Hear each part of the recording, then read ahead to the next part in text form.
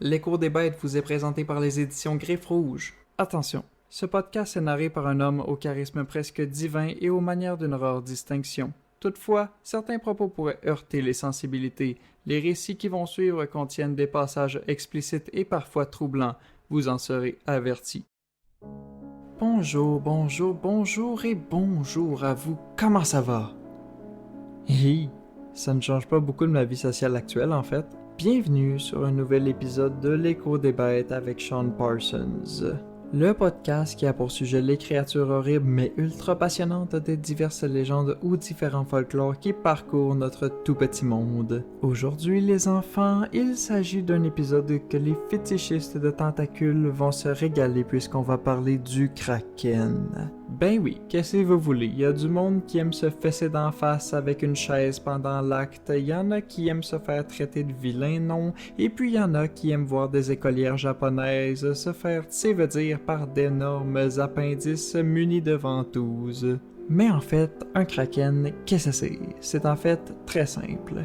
Il s'agit d'une créature marine légendaire issue du folklore scandinave, souvent décrite comme un monstre gigantesque aux tentacules capable d'engloutir des navires entiers. On retrouve cette beauté de la nature dans quelques films, dont le deuxième volet de la saga Pirates des Caraïbes, où notre monstre est envoyé par Davy Jones afin de prendre l'âme du pirate Jack Sparrow. Le Kraken est ici représenté comme un monstre gigantesque à l'allure inarrêtable tellement il est imposant. Dans les films Clash of the Titans de 1981 et 2010, la créature est relâchée sur la Grèce antique pour soit punir l'arrogance des mortels ou sacrifier la reine Cassiopée.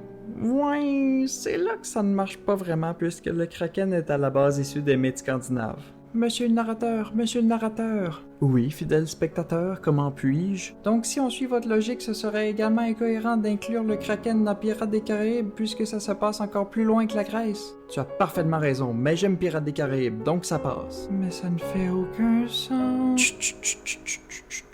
Afin de connaître les origines du Kraken, nous devons remonter jusqu'en 1555. À cette époque, un certain Olaus Magnus, un ecclésiastique suédois et historien, publie une encyclopédie sur les peuples nordiques. Ok, bonne chance, futur moi, à l'enregistrement pour la suite. L'œuvre du monsieur se nomme Historia de Gentibus Septentrionalibus. Tu me diras, chant du futur, si tout s'est bien passé. Eh bien, chant du texte, je peux te dire que ça a été difficile, mais qu'avec beaucoup d'efforts, on arrive à tout accomplir. Je suis si fier de toi, chant de l'enregistrement audio. Je t'aime tellement, chant du texte. Oh, ma psychose refait surface. Attendez un instant. Où est-ce qu'on en était? Oui, dans cet ouvrage, Olaus Magnus décrit d'immenses monstres marins vivant au large de la Norvège et de l'Islande. Bien qu'il ne nomme pas ces créatures comme étant des kraken, il évoque des bêtes marines de taille impressionnante capables de détruire des navires. Aujourd'hui, on peut stipuler que ces soi-disant monstres marins s'agissaient en fait sûrement de calmars géants. Mais clairement que pour des marins de cette époque-là, rencontrer des spécimens pareils, ça devait faire un pas pire choc. Ah, quelle belle journée pour voguer en mer. Je ne pourrais être plus d'accord. Le ciel est dégagé, les vagues tranquilles, et on ne manquera pas de poissons cette saison. Ça, c'est certain. Thierry? Pourquoi est-ce qu'un tentacule monte progressivement sur la proue? Je ne sais pas. Oh mon Dieu, il y en a tellement qui sortent de l'eau. Capitaine, quelqu'un, un monstre nous attaque. Vite, au canon, sortez les armes. Thierry, où sont passés tes vêtements? Ben quoi? Y a juste moi que ça allume ou... Je suis certain que ça s'est passé de même. Au XV111 siècle... attendez, mon cerveau a pas processé que c'était des chiffres romains. Donc, au 18e siècle, Éric Pontoppidan, un évêque de Bergen, en Norvège, publie un ouvrage qui s'intitule « S'il te plaît, un nom simple, s'il te plaît, un nom simple ». Ah ben, il s'agit de The Natural History of Norway. Faut bien croire qu'ils se sont forcés et je leur en remercie. Ce serait dans ce livre qu'on nous livre, hihi, pour la première fois, une description systémique et nommée du Kraken. Pontoppidan décrit notre monstre vedette comme un gigantesque monstre marin capable de tirer les navires vers les abysses.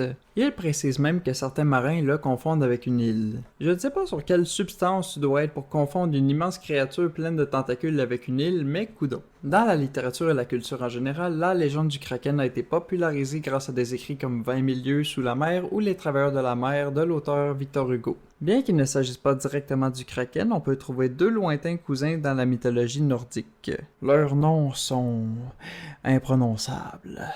Non, en vrai, c'est pas si pire. Il s'agit de Avgufa, ou Moi quand je m'étouffe avec ma joie de vivre le matin en me levant du lit, et de Lyngbakr. Le premier est un monstre marin géant que l'on confond parfois avec une île, on y revient. Les marins s'en approchaient pour jeter l'ancre pour se faire ensuite bouffer tout rond. Le deuxième est un autre monstre se faisant passer pour une île, mais cette fois couvert d'algues. Il serait décrit comme un grand poisson ou plus précisément une baleine. Tous deux sont mentionnés dans les sagas nordiques, dont celle concernant Orvar Odeur, un héros légendaire islandais. Comme on parle de créatures légendaires, les témoignages ne manquent pas concernant les potentielles rencontres avec le kraken. Dans son livre The Natural History of Norway, Ponto Pidan compile les témoignages de pêcheurs norvégiens. L'un d'eux déclarait que le kraken est si grand que sa tête ressemble à une île. Hey, sérieux, les mers norvégiennes doivent-tu être assez peu touristiques pour que chaque île ressemble à un fucking monstre marin?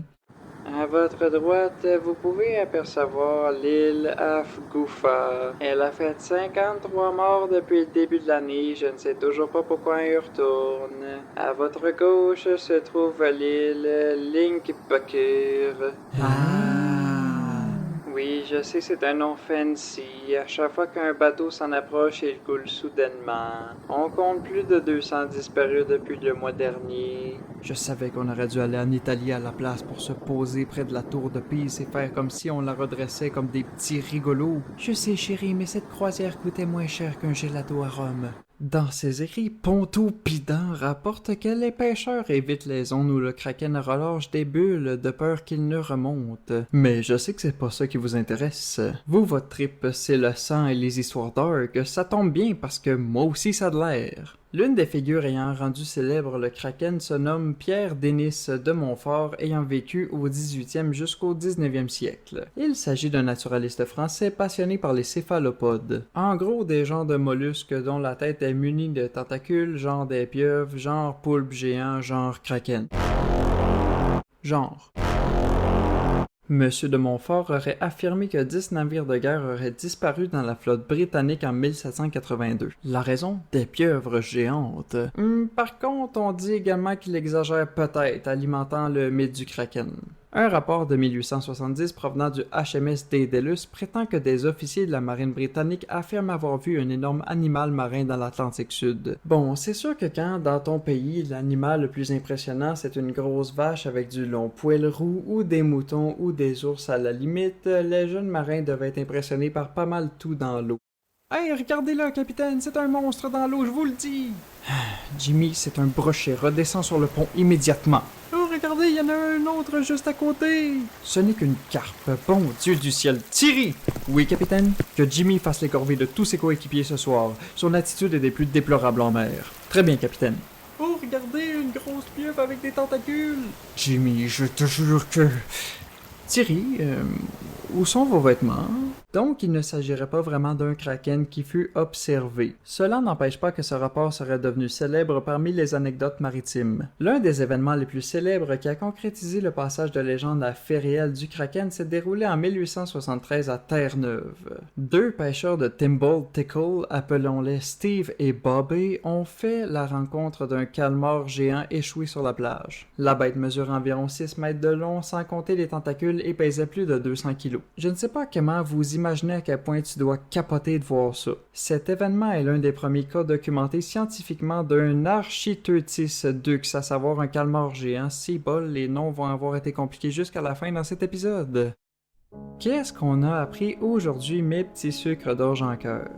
Qu'il faut arrêter d'aller à Pise et se prendre en photo loin de la tour de Pise comme si on la redressait? Exactement, maudit que vous apprenez vite. Non, mais en vrai, le kraken est peut-être l'une des créatures les plus proches de la réalité que l'on peut le penser. À l'époque, on interprétait mal les fonds marins et c'est totalement comprenable. Aujourd'hui encore, on en sait plus sur la surface de la Lune que sur nos propres fonds marins. C'est sûr que la Lune reste juste une roche géante gravitant autour de la Terre, mais bon. Pis tu sais, je fais beaucoup de jokes tout croche sur la sexualité, les tentacules, le Japon, etc. Mais selon plusieurs études, il existerait un lien entre le kraken et la reproduction des baleines. Écoutez jusqu'à la fin, c'est autant fascinant que rigolo. Durant la période de rut chez les cachalots, plus précisément les sperm whales, les mâles s'affrontent parfois violemment, ce qui donne lieu à des splashs gigantesques. Ces baleines produisent parfois dans ces temps-là des bruits étranges pouvant alerter les marins. Et donc, quand les cachalots mâles s'accouplent ou manifestent des comportements sexuels, il peut arriver que leur membre génétiquement plus long en moyenne que celui d'un humain normal fasse surface alors qu'il se trouve sur le dos. Ces appendices peuvent mesurer entre 2 à 3 mètres de long. Donc il se peut très bien que les tentacules du kraken observés par les marins en peur ne furent en fait que le pénis en érection d'une baleine en rut. Eh bien, il y a des phrases comme ça qu'on ne s'attend pas à dire souvent dans sa vie. J'espère que vous avez apprécié cet épisode. Nous parlerons prochainement d'une autre créature fascinante sur ce charmant podcast. Alors d'ici la prochaine fois, dites-vous que... Lorsque la nuit tombe et qu'un ciel aussi obscur que la torche de la mort se dévoile, craignez l'approche de l'écho des bêtes.